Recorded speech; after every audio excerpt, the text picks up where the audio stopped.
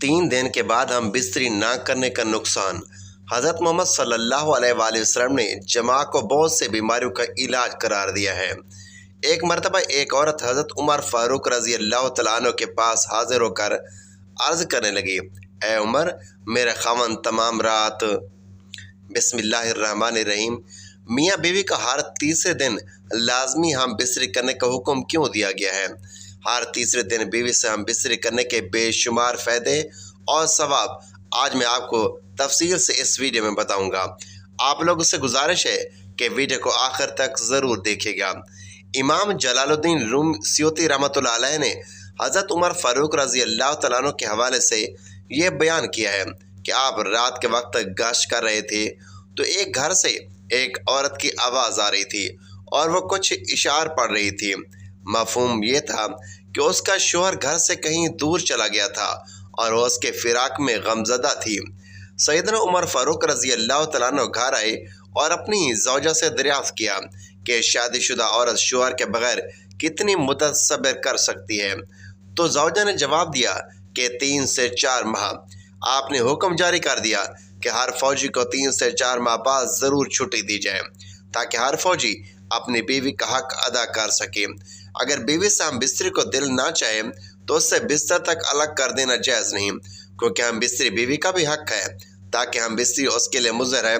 जिस तरह औरतों को मर्दों के जज्बात का लिहाज रखना ज़रूरी है, इसी तरह मर्दों को भी लाजम है कि औरतों के जज्बात का ख्याल रखें, वरना जिस तरह मर्द की नाराज़गी से औरत की ज़िंदगी जहन्नम बन जाती है, इसी तरह औरत की नाराज़गी भी मर्दों के लिए वबाल जान बन जाती है। हज़रत सैयदना उमर फ़ारूक रज़ी अल्लाह तआला अन्हु के पास हज़रत काब रज़ी अल्लाह तआला अन्हु तशरीफ़ फरमा थे कि एक खातून आई और आकर कहने लगी, ए अमीरुल मोमिनीन, मेरा खावंद बहुत नेक है, सारी रात तहज्जुद पढ़ता है और सारा दिन रोज़ा रखता है। ये कहकर खामोश हो गई। हज़रत उमर फ़ारूक रज़ी अल्लाह तआला अन्हु बड़े हैरान हुए कि खातून क्या कहने आई है। उसने फिर यही बात दोबारा दोहराई कि मेरा खावंद बहुत नेक है, सारी रात तहज्जुद में गुजारता है और सारा दिन रोज़ा रखता है। इस पर हज़रत काब रज़ी अल्लाह तआला अन्हु बोल पड़े, ए अमीरुल मोमिनीन, उसने अपने खावंद की बड़े अच्छे अंदाज में शिकायत की है। ए अमीरुल मोमिनीन बोले कि किस तरह?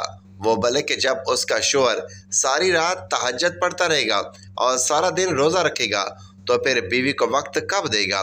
तो ये खातून कहना चाहती है कि मेरा खावंद नेक तो है मगर मुझे वक्त नहीं देता। चुनांचे हज़रत उमर फ़ारूक रज़ी अल्लाह तआला अन्हु ने उसके खावंद को बुलाया तो उसने कहा, ए अमीरुल मोमिनीन, मैं ऐसा ही करता हूँ। हज़रत उमर फ़ारूक रज़ी अल्लाह तआला अन्हु ने हज़रत काब रज़ी अल्लाह तआला अन्हु से कहा कि आप फैसला करें। हज़रत काब रज़ी अल्लाह तआला अन्हु ने फरमाया कि देखो, शरन तुम्हारे लिए ज़रूरी है कि तुम अपनी बीवी के साथ वक्त गुजारो, हंसी खुशी उसके साथ रहो और कम अज़ कम हर 3 दिन के बाद अपनी बीवी के साथ हम बिस्तरी करो। मियाँ बीवी तो चले गए तो सैयदना हज़रत उमर फ़ारूक रज़ी अल्लाह तआला अन्हु ने हज़रत काब रज़ी अल्लाह तआला अन्हु से पूछा कि आपने ये शर्त क्यों लगाई कि हर 3 दिन के बाद बीवी से मिला करो? उन्होंने कहा कि देखिए, अल्लाह रब्बुल इज़्ज़त ने मर्द को ज़्यादा से ज़्यादा 4 शादियों की इजाज़त दे रखी है। चुनांचे अगर 4 शादियाँ भी किसी की हों तो 3 दिन के बाद फिर बीवी की बारी आती है। तो मैंने कहा कि तुम ज़्यादा से ज़्यादा 3 दिन इबादत कर सकते हो, तो 3 दिन के बाद एक दिन एक रात तुम्हारी बीवी का हक है जो उसके साथ तुम्हें गुजारना पड़ेगा। तो देखो, शरीयत इंसान को क्या खूबसूरत बातें बताती है। रसूलुल्लाह सल्लल्लाहु अलैहि वसल्लम ने अरशाद फरमाया कि औरतों के साथ खैर खाई करो, इसलिए कि वो तुम्हारे पास कैदी हैं। तुम उनसे हम बिस्तरी और अजमत और अपने माल की अमानत वगैरह के अलावा और कुछ अख्तियार नहीं रखते, और जब वो अपना कर्ज अदा करती हूँ तो फिर उनके साथ बदसलूकी का जवाज़ क्या है? अगर वो किसी खुली हुई बेहयाई का इर्तिकाब करें तो फिर तुम्हें उन्हें सज़ा देने का हक हासिल है। फिर वो अगर ऐसा करो, उन्हें बिस्तरों से अलग छोड़ दो और उन्हें मारो, लेकिन अजियतनाक मार ना दो। उसके बाद अगर वो तुम्हारी बात मान जाए तो फिर उन्हें सज़ा देने का बहाना ना तलाश करो। जिस तरह तुम्हारी बीवियों पर हक है, इसी तरह तुम पर तुम्हारी बीवियों का भी हक है। تمہارا حق تمہاری بیویوں پر یہ ہے کہ وہ تمہارے بستر پر ایسے ایسے لوگوں کو نہ آنے دے جنہیں تم ناپسند کرتے ہو۔ تمہارے گھر میں ایسے لوگوں کو آنے کی اجازت نہ دے جسے تم اچھا نہیں سمجھتے۔ سنو، اور تم پر ان کا حق یہ ہے کہ تم ان کے لباس اور پہننے میں اچھا سلوک کرو۔ جس طرح عورتوں کو مردوں کے جذبات کا لحاظ رکھنا ضروری ہے، اسی طرح مردوں کو بھی لازم ہے کہ عورتوں کے جذبات کا خیال رکھیں، ورنہ جس طرح مرد کی ناراضگی سے عورت کی زندگی جہنم بن جاتی ہے، اسی طرح عورت کی ناراضگی بھی مردوں کے لیے وبال جان بن جاتی ہے۔ اگر کسی اجنبی عورت پر اتفاقیہ نظر جا پڑے اور وہ خوبصورت معلوم ہو تو گھر جا کر اپنے بیوی سے ہم بستری کر لو تاکہ شہوت کو سکون ہو سکے۔ ارشاد نبی صلی اللہ علیہ وآلہ وسلم ہے کہ جب تم میں سے کسی اور عورت کو دیکھو اور وہ اسے خوبصورت دکھائی دے تو اسے اپنی بیوی کے پاس چلے جانا چاہیے، کیونکہ عورت کی شکل میں شیطان آتا ہے اور عورت کی شکل میں واپس جاتا ہے۔ اگر کسی کی بیوی نہ ہو تو وہ اللہ تبارک و تعالیٰ سے پناہ طلب کرے، گناہوں سے سلامتی کی توفیق مانگے اور اس کی شیطان مردود سے پناہ مانگے۔ شوہر اور بیوی کسی کے لیے جائز نہیں کہ وہ اپنی خلوت کی باتیں کسی غیر پر ظاہر کرے، کیونکہ یہ بے وقوفی اور کمینگی پن ہے، عقل و شعور نہیں، اس سے منع کیا گیا ہے۔ حضرت ابو ہریرہ رضی اللہ تعالیٰ عنہ بیان کرتے ہیں کہ حضور نبی کریم صلی اللہ علیہ وآلہ وسلم نے مردوں کو مخاطب کرتے ہوئے پوچھا، کیا تم میں سے کوئی ایسا آدمی ہے کہ جب وہ اپنی بیوی سے جماع یعنی ہم بستری کرتا ہو تو دروازہ بند کر کے پردہ کر لیتا ہو اور اللہ کے پردے سے اس فعل کو چھپاتا ہو؟ لوگوں نے جواب دیا، ہاں، ایسے لوگ موجود ہیں۔ آپ صلی اللہ علیہ وآلہ وسلم نے پھر یہ پوچھا، ایسا آدمی بھی ہے جو اسے دوسروں کے پاس جا کر بیان کرتا ہو؟ یہ سن کر صحابہ کرام رضوان اللہ علیہ اجمعین خاموش ہو گئے۔ اس کے بعد آپ صلی اللہ علیہ وآلہ وسلم عورتوں کی طرف مخاطب ہوئے اور ان سے پوچھا کہ تم میں کوئی ایسی عورت ہے جو اپنے خاوند کی خلوت کی باتیں دوسری عورتوں کو بیان کرتی ہوں؟ عورتیں خاموش رہیں، لیکن ایک نوجوان عورت اپنے گھٹنے پر کھڑی ہو کر رسول کریم صلی اللہ علیہ وآلہ وسلم کی طرف جھانکتی ہے اور آپ کی باتیں سن کر کہتی ہے، یا رسول اللہ صلی اللہ علیہ وآلہ وسلم، خلوت کا ذکر مرد بھی کرتے ہیں اور عورتیں بھی کرتی ہیں۔ فرمایا، جانتے ہو اس کی مثال کیا ہے؟ اس کی مثال ایسے ہے جیسے کوئی شیطان عورت کسی شیطان مرد کو سر راہ مل گئی ہو اور اپنی حاجت پوری کی ہو اور سرعام لوگ اس کی طرف دیکھتے رہے ہوں۔ خبردار، مردوں کی خوشبو بہت تیز ہوتی ہے مگر رنگ نہیں ہوتا، اور عورتوں کی خوشبو میں رنگ ہوتا ہے مگر بو تیز نہیں ہوتی۔ اسلام میں ہم بستری کے موضوع پر بیان کرتے ہوئے یہ بات واضح کرنا ضروری ہے کہ یہ تعلق صرف نکاح کے بعد میاں بیوی کے درمیان جائز اور پاکیزہ ہے۔ اللہ تعالیٰ نے قرآن مجید میں فرمایا، یعنی یہ اللہ کی نشانیوں میں سے ہے کہ اس نے تمہارے لیے تم ہی میں سے بیویاں پیدا کی تاکہ تم ان سے سکون حاصل کرو اور تمہارے درمیان محبت اور رحمت رکھ دی۔ اس آیت سے ظاہر ہوتا ہے کہ میاں بیوی کا تعلق صرف جسمانی خواہش پوری کرنے کے لیے نہیں بلکہ سکون، محبت اور روحانی تعلق قائم کرنے کے لیے بھی ہے۔ نبی کریم صلی اللہ علیہ وآلہ وسلم نے فرمایا کہ تمہاری بیوی کا تم پر حق ہے اور تمہارا ان پر حق ہے، بحوالہ ابو داؤد، یعنی ہم بستری دونوں کا حق اور ضرورت ہے۔ اسلام نے اس تعلق کے لیے آداب بھی مقرر کی ہیں، مثلا حیض و نفاس کے دوران جماع حرام ہے، پیچھے کے راستے سے ہم بستری سخت منع ہے، اور روزے کے دن کے وقت ہم بستری کرنا گناہ کبیرہ ہے۔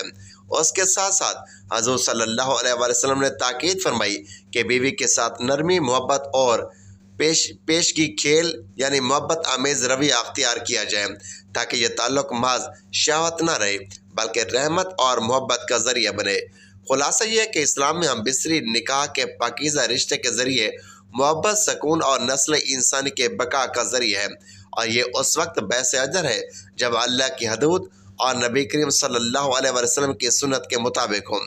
میرے عزیز بھائیوں، نکاح ایک پاکیزہ اور مقدس رشتہ ہے جو اللہ تعالیٰ کی رحمت اور حضور اکرم صلی اللہ علیہ وسلم کی سنت ہے۔ اسی نکاح کے ذریعے میاں بیوی ایک دوسرے کے لیے سکون اور راحت کا ذریعہ بنتے ہیں۔ قرآن کریم میں اللہ تبارک و تعالیٰ ارشاد فرماتا ہے، ترجمہ، اور اللہ کی نشانیوں میں سے یہ بھی ہے کہ اس نے تمہارے لیے تم ہی میں سے بیویاں پیدا کی تاکہ تم ان سے سکون حاصل کرو اور تمہارے درمیان محبت اور رحمت رکھ دی۔ یہ آیت ہمیں بتاتی ہے کہ میاں بیوی کا رشتہ محض جسمانی تعلق کا نام نہیں بلکہ سکون، محبت اور رحمت کا ایک مرکز ہے۔ حضور نبی کریم صلی اللہ علیہ وآلہ وسلم نے بھی فرمایا، تم میں سے بہترین وہ ہے جو اپنی بیوی کے ساتھ بہترین ہے اور میں تم میں سب سے بہتر اپنی بیوی کے ساتھ ہوں۔ بحوالہ ترمذی شریف۔ میرے عزیزو، ہم بستری اسلامی عبادت کا درجہ رکھتی ہے بشرط کہ یہ اللہ کی حدود کے اندر ہو۔ نبی کریم صلی اللہ علیہ وآلہ وسلم نے فرمایا، تم میں سے کوئی اگر اپنی بیوی کے پاس جاتا ہے تو اس پر بھی ثواب لکھا جاتا ہے۔ صحابہ کرام نے عرض کیا، یا رسول اللہ، کیا اپنی خواہش پوری کرنے پر بھی ثواب ملے گا؟ آپ صلی اللہ علیہ وآلہ وسلم نے فرمایا، ہاں، اگر کوئی حرام میں کرتا ہو تو گناہ ہوتا ہے، تو جب حلال میں کرتا ہے تو ثواب ملتا ہے۔ بحوالہ صحیح مسلم۔ اللہ تعالیٰ نے کچھ حدود بھی مقرر فرمائی ہے۔ حیض و نفاس کے دوران جماعت سختی سے منع ہے۔ روزے کے دن کے وقت ہم بستری حرام ہے۔ پیچھے کے راستے سے ہم بستری پر لعنت آئی ہے۔ اسلام یہ بھی چاہتا ہے کہ میاں بیوی ایک دوسرے کے ساتھ ظلم یا زبردستی نہ کریں بلکہ محبت، نرمی اور پیشگی الفاظ و رویے اختیار کریں تاکہ یہ تعلق صرف شہوت کا نہیں بلکہ محبت اور رحمت کا ذریعہ بنے۔ لہٰذا میرے بھائیوں، ہمیں چاہیے کہ اپنی نکاحی رشتے کو اللہ کی رضا کے مطابق سنواریں، ایک دوسرے کا حق پہچانیں اور ہم بستری کو عبادت سمجھ کر محبت اور سکون کا ذریعہ بنائیں۔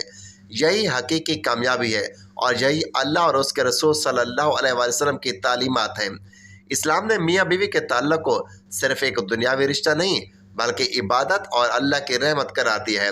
اس لیے دونوں پر ایک دوسرے کے کچھ حقوق اور ذمہ داری ہے تاکہ زندگی محبت، سکون اور انصاف کے ساتھ گزر سکے۔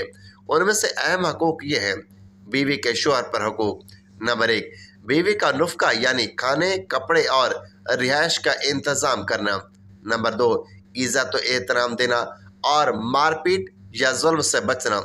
نمبر 3، بیوی کے ساتھ حسن سلوک اور اچھے اخلاق سے پیش آنا، جیسا کہ نبی کریم صلی اللہ علیہ وآلہ وسلم نے ارشاد فرمایا، تم میں سے بہترین وہ ہے جو اپنی بیوی کے ساتھ اچھا ہے۔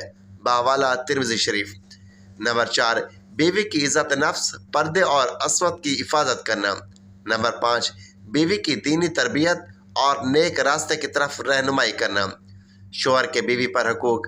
نمبر 1، شوہر کی اطاعت کرنا بشرط کہ اس کی بات شریعت کے خلاف نہ ہو۔ نمبر 2، شوہر کی عزت و وفاداری اور گھر کی حفاظت کرنا۔